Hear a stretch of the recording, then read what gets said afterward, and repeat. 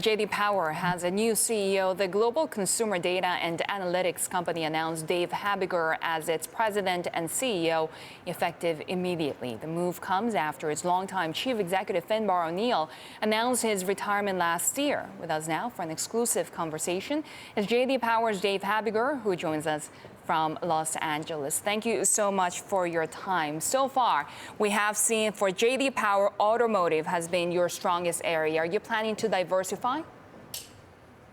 Good morning, Sherry. Yes, I expect we will do some more work in financial and banking. We do some work there already, but certainly we're known for the automotive side of our data measurement and consumer-facing products.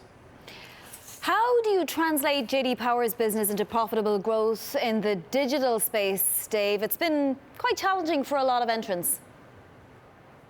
I think for new entrants, it's a tough space to enter. Keep in mind, J.D. Power is 50 years old now, so it's not only a trusted brand and measurement company with consumers, but it's also highly trusted with its end-to-end business customers, and that's where currently the business is focused with our business enterprise customers.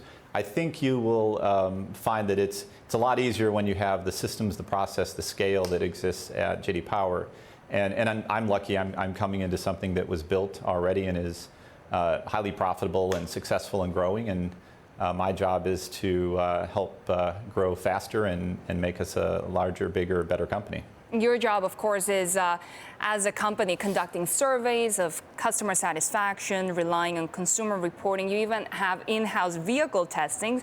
Basically, you're trying to get insight into how consumers think and understand them. When you look at news of Cambridge Analytica, for example, and how they're trying to understand consumers and what they're trying to do, is that the new direction and trend of understanding consumers, trying to mine this data market out there? Yeah, I think there's a contract that needs to be in place in systems. In our case, our job is to be the voice of the consumer. So we're working on behalf of the consumer. We certainly are involved in a lot of complicated data sets, and it's a data analytics company as much as a market research company. There's a consulting business that goes into firms and helps on the production line at a car manufacturer with quality.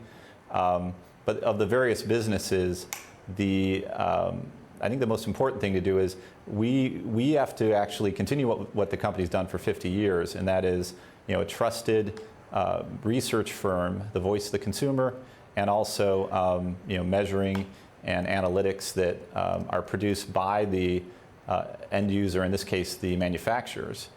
So a lot of our data work is actually understanding their business, producing data, and then distilling it and giving them real-time feeds that they can use to better improve their products and customer experience. Dave, let's face it, I mean, the plan will be to take the company public at some point. What kind of timeline are you looking at?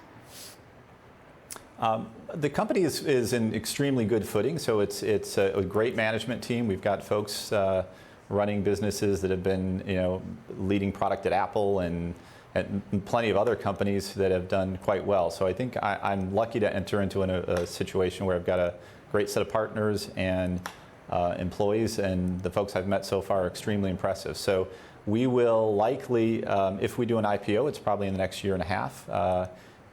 We'll certainly grow in either event, and I expect we'll be very acquisitive. So we will be buying companies that we can take our brand and our process and ethics and all the things that J.D. Power stands for, and apply that to other data companies and marketing companies. So growth will be both organic, but primarily through acquisition. Any concern of bringing public a tech-facing company when tech firms are under so much scrutiny now? No, I run a lot of tech businesses, and candidly, this one is well positioned. The entire business is built around trust of both the consumer and our customers. It doesn't work if both of those don't have a strong amount of trust. And keep in mind, with J.D. Power, the interesting thing is that it's a consumer brand, but we have no consumer business. So that will change. And I think a large portion of the population has heard of J.D. Power. They know the brand. They think neutral to positive about it. But we actually don't sell a product to the consumer, not a meaningful way. We recently bought NAG Guides, which is a pricing model and pricing engine for vehicles. But you'll see us buy in more consumer products and apply that J.D. Power brand, and more importantly than the brand, what the business and the company stands for should be applied to those as well.